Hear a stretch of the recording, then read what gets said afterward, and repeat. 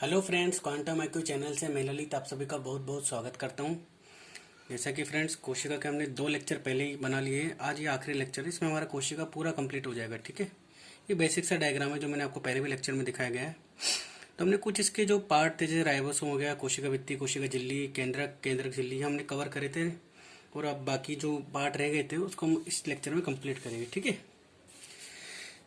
तो आज ये है हमारा अंत प्रदिवी जालिका, जिसको इंग्लिश में बोलते हैं एंडोप्लाज्मिक रेक्टिकुलम।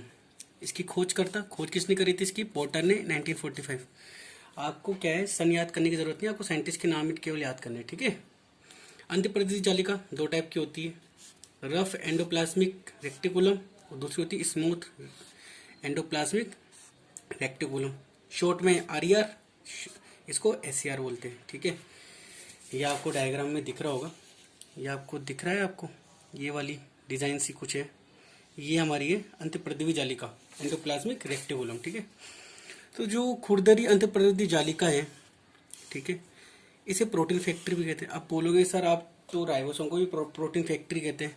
हाँ, अगर डायरेक्ट से क्वेश्चन पूछा जाए कि प्रोटीन फैक्ट्री किसे कहते हैं, अगर उसमें राइबोसोम ऑप्शन में तो राइबोसोम लगा के आएगी। ठीक है ना, लेकिन अगर ये होगी, अगर राइबोसोम नहीं होगा तो रफ एंडोप्लाज्मिक रेक्टिकुलम लगा के आएंगे।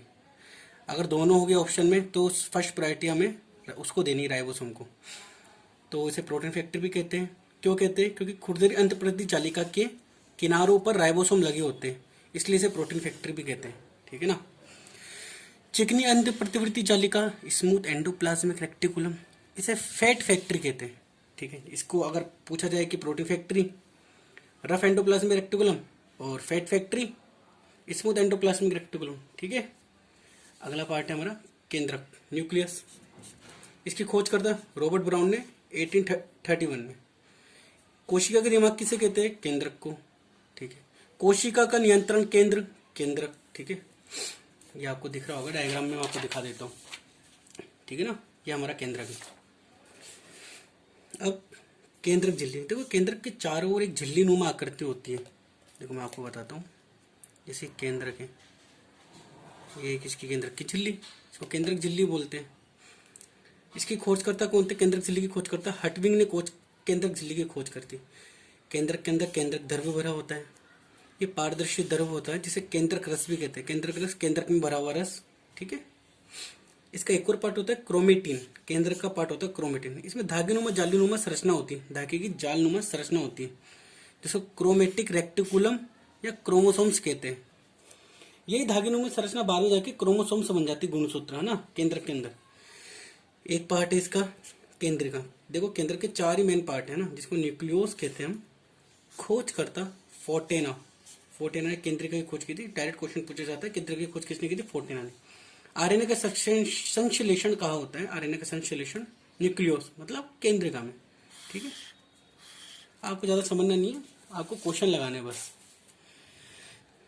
अब हमें पढ़ना है गुणसूत्र, क्रोमोसोम्स। ये भी कोशिका का ही पार्ट है। नामकरण गुणसूत्र का किसने नाम दिया था? बोल्डेयर ने 1888 में। खोज करता स्टोन्सबर्गर। आपको ईयर याद नहीं करने, है ना।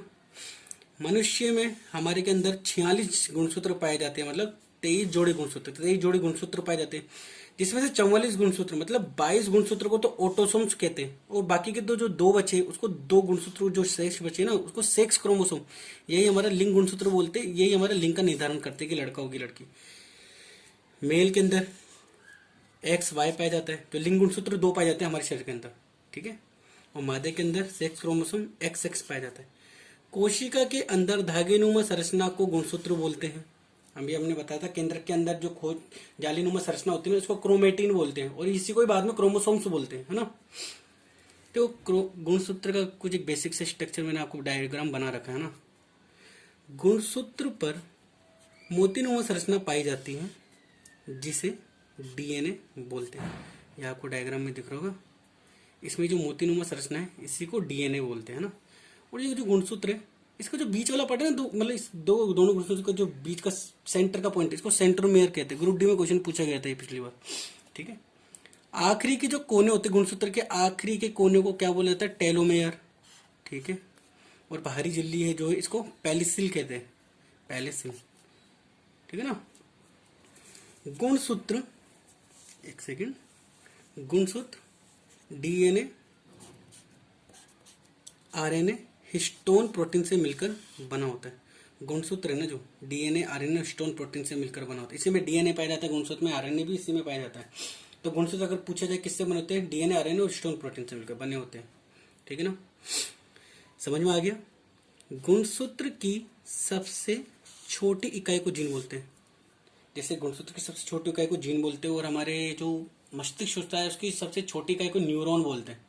ठीक है, इसका नामकरण जॉनसन ने किया था। ठीक है ना, जीन का नामकरण जॉनसन ने दिया था, और जबकि गुणसूत्र का जो नामकरण है उसने किया था वॉल्डेयर ने। और खोज कितनी थी, स्ट्रॉस बर्गर, जो खाने वाला बर्गर था ये वही बर्गर है ना, स्ट्रॉस बर्गर। अगर पूछा जाए कि कौन से पौधे का सबसे लंबा गुणसूत्र पाया जाता है, या फिर ओवरऑल भी पूछा जाए ना, ओवरऑल की भी बात हो, तो ट्रिलियन नामक पौधे में सबसे लंबा गुणसूत्र पाया जाता है। कितना बड़ा पाया जाता है ये मतलब नहीं है, ट्रिलियन नामक पौधे आपको याद रहे, ट्रिलियम नामक पौधे से हमारा गुणसूत्र सबसे लंबा गुणसूत्र पाया जाता है। ठीक है, अगला पार्ट है हमारा जीव द्रव्य, इंग्लिश में बोले तो प्रोटोप्लाज्म। देखो एक बार मैं दोबारा से आपको क्लियर कर देता हूँ। कोशिका के अंदर पाया जाता है कोशिका द्रव्य, केंद्रक में पाया जाने वाला केंद्रक द्रव्य। ठीक है, पूरे दोनों को मिलाकर क्या बोलते हैं, जीव द्रव्य। ठीक है ना, जीव द्रव्य की खोज पुरकिंजे नामक वैज्ञानिक की थी 1839 में। लगभग 90% जल व 10% नमक पाया जाता है इसके अंदर जीव द्रव्य में। जीव द्रव्य कोशिका द्रव्य, जो कोशिका के अंदर द्रव्य पाया जाता है उसको कोशिका द्रव्य, और जो केंद्र के अंदर द्रव्य पाया जाता है कोशिका, दोनों को मिलकर क्या बोलते हैं हम, जीव द्रव्य। ठीक है, कोशिका द्रव्य केंद्रक एक कोशिका झिल्ली के बीच का जीव द्रव्य होता है। मतलब कोशिका द्रव्य है ना, केंद्रक के अंदर जो कोशिका द्रव्य होता है, वे कोशिका जिन दोनों के बीच की झिल्ली के बीच में भी हमारा जो हमारा द्रव्य पाया जाता है ना, इन दोनों को मिला के हम क्या बोलते हैं, जीव द्रव्य। जबकि केंद्रक में केंद्रक द्रव्य के अंदर का जीव द्रव्य होता है। समझ में आ गया आपको, केंद्रक द्रव्य को क्या बोलते हैं, न्यूक्लियोप्लाज्म। आगे बढ़ते हैं हम। अब इसका हमारा एक और पार्ट है कोशिका का। ये देखो, जैसे हमने अभी राजधानियाँ पढ़ी थी, पिछले लेक्चर में हमने राजधानियाँ पढ़ी थी, आपको मैं एक बार याद दिला देता हूँ। ये राजधानी और लवक, ये दोनों हमारे ना पादप केवल कोशिका में पाए जाते हैं। ठीक है, केवल पादप कोशिका में, हमारे अंदर जरूरत ही नहीं प्लास्टिड की, लवकों की। ठीक है, 3 टाइप के होते हैं, वर्णी लवक क्रोमोप्लास्ट बोलते हैं, अवर्णी लवक को ल्यूकोप्लास्ट, हरित लवक को क्लोरोप्लास्ट। आपको इंग्लिश में भी याद रखना पड़ेगा इनके नाम, क्योंकि डायरेक्ट हिंदी मीडियम के जो अपना एग्जाम लगता है उसके अंदर भी डायरेक्ट इंग्लिश के नाम से ही आता है। ठीक है, अवर्णी लवक 3 टाइप के होते हैं, एमोइलोप्लास्ट, एलोइयोप्लास्ट। ठीक है, और एक है प्रोटीनोप्लास्ट। ये अवर्णी लवक के 3 भाग हैं। एमाइलोप्लास्ट में क्या होता है, मंड का संचित करता है, मंड को संचित करता है। डायरेक्ट क्वेश्चन पूछा मंड को कौन संचित करता है, एमाइलोप्लास्ट। ये आपको 3-4 ऑप्शन में दे रखा होगा, है ना। वसा को कौन संचित करता है, एलोइयोप्लास्टेट। ठीक है, और प्रोटीन को कौन संचित करता है, प्रोटीनोप्लास्टेट। प्रोटीन को प्रोटीनोप्लास्टेट। ठीक है, डायरेक्ट आपको नाम से याद हो रहा होगा। पहला पढ़ते हैं वर्णी लवक। ये रंगीन होते हैं, इसमें रंग पाया जाता है, यही रंग प्रदान करते हैं। पेड़ पौधे के अंदर जो रंग प्रदान होते हैं ना, जैसे फूलों का रंग, फलों का रंग अलग अलग रंगों के होते हैं। टमाटर कौन से लवक के कारण लाल रंग का होता है, लाइकोपीन। चुकंदर का रंग बीटानीन, गाजर का रंग कैरोटीन। आपको 3 याद कर लो, मोस्टली यही पूछे जाते हैं। ठीक है, और हमारे स्किन का रंग किसके, मेलामाइन के कारण होता है, लेकिन हमारे अंदर लवक नहीं पाया जाता। ठीक है, वर्णी लवक रंगीन होते हैं, रंग प्रदान करते हैं। और जैसे पेड़ पौधे की जड़ें होती है, तने होते हैं, उनमें कोई लवक नहीं पाया जाता है। ठीक है ना, वर्णी लवक रंगीन होते, कोई रंग नहीं पाया जाता, कोई वर्णक नहीं पाया जाता। ये पेड़ पौधों की जड़ों व तनों में पाए जाते हैं। पेड़ पौधों की जड़ों और तनों में कोई रंग नहीं होता, वर्णी लवक ये वही पाए जाते हैं। और जिनमें कलर होता है वर्णी लवक वहाँ पाए जाते हैं। एक होता है हरित लवक, पेड़ पौधों को हरा रंग कौन प्रदान करता है, हरित लवक, क्लोरोप्लास्ट।